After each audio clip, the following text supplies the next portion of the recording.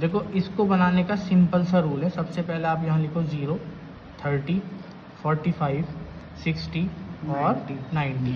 ये आएगा आपका साइन, ठीक है।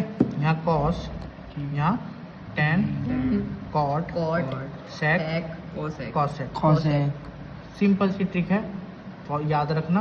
यहाँ पे लिखो 0, 1, 2, 3, 4। हर एक को 4 से डिवाइड कर दो। किससे डिवाइड कर दो? 4। और इस पे चढ़ा दो रूट। क्या चढ़ा दो? रूट। ठीक है। 0 को जब 4 से डिवाइड करेंगे तो 0 हो जाएगा। रूट के बाद 0 आता है तो क्या रह जाता है? तो साइन 0 की वैल्यू कितनी हो गई? 0। 1/4 में 1 का अगर स्क्वायर करेंगे तो 1 बाहर ही आएगा। 4 का यानी रूट टूटेगा 2 × 2 तो बाहर का कितना हो जाएगा? 1/2। 2 से 2 कट गया यानी 1/2। 1 का स्क्वायर रूट बाहर आके 1 ही रहता है। 2 बाहर नहीं आ सकता रूट के, तो कितना हो गया? 3/, हमें पता है इसमें से √3 तो ऐसे ही रह जाएगा और 2 के 2 फैक्टर हो जाएंगे तो खाली 2 आ जाएगा। 4 से 4 1 बाहर आता है। अब इनका उल्टा कर दो। ये वाला 1 आप यहाँ रख दो, √3/2 यहाँ लिख दो, 1/2 ये सेम ही रहेगा जो था और 0 यहाँ रहेगा। अब tan की वैल्यू हमेशा ध्यान रखना, sin/cos। तो 0 से जब 1 को डिवाइड करेंगे तो कितना हो जाएगा? 0। अब अगर 1/2 को मैंने √3/2 से डिवाइड किया, डिवाइड का मतलब ये होता है जो नीचे वाले नंबर है वो आपस में कट जाएंगे। यहाँ बचा 1/√3, √2 से √2 कट गया, क्या बचा? 1/1। 2 से 2 कट गया, क्या बचा? √3। 1 को जब 0 से डिवाइड करते हैं तो आता है नॉट डिफाइनाइट। क्या आता है? नॉट डिफाइनाइट का साइन होता है ये।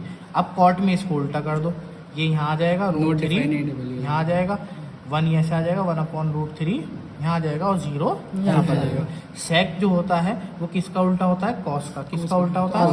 यानी कॉस का एक फॉर्मूला याद रखना, कॉस इक्वल होता है cos θ = 1/sec θ। यानी अगर आपको सेक निकालना है तो सेक का फॉर्मूला हो जाएगा 1/cos θ। आप ऐसे चले जाओ या ऐसे चले जाओ। सेक में अगर cos θ में ये वैल्यू रख दूं यानी cos की 1, तो आंसर में क्या आएगा? यहाँ 1 यही आएगा। अब मैं इस कॉस में रख रहा हूँ उल्टी वैल्यू, तो इसे उल्टा कर दो, 2 पर ले जाओ √3 1/√2 है तो उल्टा कर दो, √2 हो जाएगा। 1/2 है उल्टा हो गया, रेसिप्रोकल कर दो। 0 का रेसिप्रोकल क्या होता है? Not definite. क्या होता है? और कॉसेक में ये उल्टा कर दो, नॉट डिफाइनाइट 2 √2 2√3 और 1 आ गया। ये बन गई आपकी बेसिक ट्रिक। 45 की कभी भी वैल्यू चेंज नहीं होती। हाँ ठीक है। ट्रिग्नोमेट्री की पहली एक्सरसाइज है। ठीक, इसके अंदर सबसे मैंने आपको ट्रिक बता दी। इन्होंने दिया है sin A = 3/4। तो अब हमें कैसे पता चलेगा? यहाँ sin A है यानी A जो है वो थीटा है। क्या है? थीटा। यानी A यहाँ पर है थीटा की तरफ, तो A ये हो गया। ठीक है, B यहाँ पर कर दें अगर, क्योंकि ऐसे ही चलेगा C। ठीक, यानी C क्या हो गया हमारे पास? B कितना हो गया? 90 डिग्री। अब उन्होंने क्या था, जैसे आपने याद कर रखा है, पापा बीड़ी पियोगे हाँ हाँ बेटा, यानी पी बी है PBP क्या है? हाँ हाँ बेटा। ठीक है, क्लियर हो गई बात? ऐसे ही याद करो, पापा बीड़ी पियोगे हाँ हाँ बेटा। तो यानी हमारे पास sin A की वैल्यू जो है एक परपेंडिकुलर है यानी 3 और h कितनी है हमारे पास?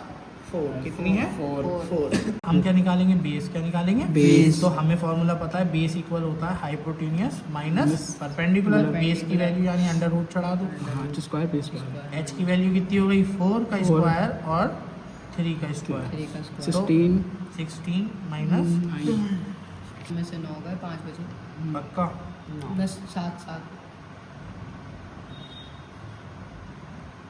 √7। b की वैल्यू कितनी आ जाएगी? √7। अब उन्होंने हमसे साफ साफ कहा है कि ये बताओ cos A कितना होगा और tan A कितना होगा। तो हमें पता है पापा बीड़ी पियोगे हाँ हाँ बेटा। तो ये साइन की है P/H, cos की है B/H।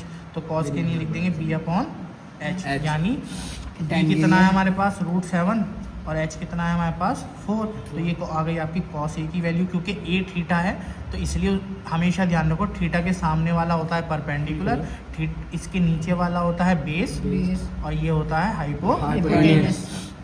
tan A की वैल्यू P/B, क्योंकि परपेंडिकुलर कितना है हमारे पास? 3, बेस कितना है? √7। दोनों आंसर आ गए आपके। ठीक है, इसकी tan A की वैल्यू वाली होगी PB है। हाँ, क्योंकि हमें याद होना चाहिए कि देखो दोबारा याद रखो कि अगर इस तरह लिख लिया आपने sin cos tan ठीक है, और इसको उल्टा कर दो कॉट सेक सेक और कॉसेक। कोसेक। तो इसे याद करने का तरीका यही है, पापा बीड़ी, बीड़ी पियोगे, पियोगे, हाँ हाँ हाँ हाँ। बेटा। ठीक है, याद हो गई आसानी से। जी। tan का लिखो तो पीबी, अच्छा। कॉट का लिखो तो B upon B P, P cos cos का लिखो तो B upon H, upon H, और सेक का H upon upon B, sine का लिखो पी P अपॉन upon एच। H, H upon B, H upon ठीक है, cosec Yes, का। sir. आ गई बात समझ में। चलो Yes. मुझे ये क्वेश्चन नंबर 4 करके दिखाओ फटाफट।